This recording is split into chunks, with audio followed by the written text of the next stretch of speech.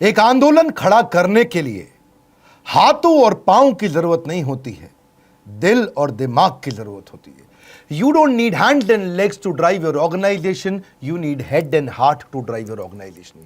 ऐसी man power तैयार करिए। अगर ऐसे आदमी को ले आए जो आपसे कम बुद्धिमान है तो और कम बुद्धिमान कस्टमर को वो लेके आएगा। Nothing is more important than developing people, क्योंकि अल्टीमेटली स्ट्रैटेजी को आपके लोग ही चलाने वाले हैं। अ क्लियर विजन और a great vision without great people is completely irrelevant. मैं Vivek Bindra, founder and CEO बड़ा बिजनेस.com, आज बताऊंगा आपको 20 से ज्यादा तरीके के बढ़िया मैन पावर कैसी लाई जाती है। एक है इंटरनल तरीके और एक है एक्सटर्नल तरीके। इंटरनल जो आपकी कंपनी के अंदर से ही तरीके होते हैं और एक्सटर्नल जो बाहरी तरीके हैं जिनसे आप बढ़िया टीम को ढूंढ के ला सकते हैं। इवेंट क्वेश्चंस में कई लोगों ने पूछा बढ़िया टीम कैसे बनाएं। पहला क्या है, चांसेस हैं कि इंटरनल टीम में ही कोई प्रमोशन कर सकते हो, उन्हीं को आप बढ़िया पे, पोजीशन और रिस्पॉन्सिबिलिटी अथॉरिटी बढ़ा करके दे सकते हो, क्योंकि प्रमोशन से कॉन्फिडेंस बढ़ता है। दूसरा, आप इंटरनल ट्रांसफर्स क्रिएट कर सकते हो एक डिपार्टमेंट से दूसरे डिपार्टमेंट में। कभी कभी जिस आदमी से आप काम करा रहे हो उस डिपार्टमेंट में, क्योंकि वो उसके लिए कॉम्पिटेंट नहीं था, वो इसके लिए ज्यादा अच्छा कर सकता था।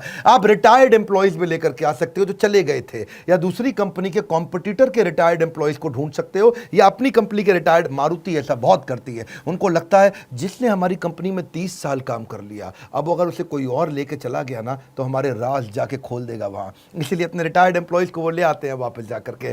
सी, you need to have collaborative hiring process. Steve Jobs कहते थे कोलैबोरेटिव मतलब मिली जुली अंदर पूरी टीम के साथ में। एक और तरीका क्या है, अपग्रेड कर दें, कुछ लोगों को अपग्रेड कर दें, उसकी डेजिग्नेशन ना बढ़ाएं लेकिन उसकी रिस्पॉन्सिबिलिटी बढ़ा दें और उसका थोड़ा तनख्वाह भी बढ़ा दें, अथॉरिटी बढ़ाए बिना। देखिए, recruitment should be viewed as the most important, as important as sales, highly critical। आपके लिए सेल्स इंपॉर्टेंट है, उतना ही इंपॉर्टेंट है बढ़िया मैन पावर लेकर के आना। जितना पैसा इंपॉर्टेंट है उतना ही मैन पावर, क्योंकि acquiring the right talent is the most important key for growth. Hiring was, hiring is and hiring will be the most important part. मेरी अपनी ऑर्गेनाइजेशन में अच्छी लीडरशिप बनाने के लिए मैंने बहुत काम किया है। आज मैं अपने ऑफिस नहीं जाता, इसलिए नहीं कि कोरोना क्राइसिस है या लॉकडाउन है। पिछले 1 साल से मैं मुश्किल से अपने ऑफिस 6 बार गया हूंगा, क्योंकि बढ़िया टीम तैयार करी है। और मेरा 5वां पॉइंट है train your man power. Training पे एक थोड़ा किस्सा सुनाता हूं गौतम भाई अडानी का। गौतम भाई अडानी गुजराती सब जानते हैं। एक बार उसकी कंपनी में हेजिंग की गलती हो जाने के कारण टाइमली ना करने से 50 करोड़ का नुकसान कर दिया एक सीनियर एम्प्लॉय ने। सीईओ बहुत नाराज हो गया था, इसने 50 करोड़ का नुकसान कर दिया, वो उसको निकालने की तैयारी कर चुका था। बात गौतम भाई अडानी पे पहुंची तो उन्होंने इसको बुलाया, पूछा क्या हुआ। बोला सर बहुत बड़ी गलती हो गई, आगे से कभी नहीं होगा, समझ में आ गया मुझसे गलती हो गई। गौतम भाई अडानी ने अपने सीईओ को बोला इसको नहीं निकालना। सीईओ हैरान, सर 50 करोड़ का नुकसान किया इसने, कैसे नहीं निकालना।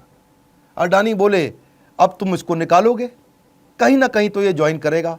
गलती इसको समझ में आ गई, ये सीख चुका है, मेरी गलती का फायदा कोई और कैसे उठा ले। It was not a business loss, it was his training cost.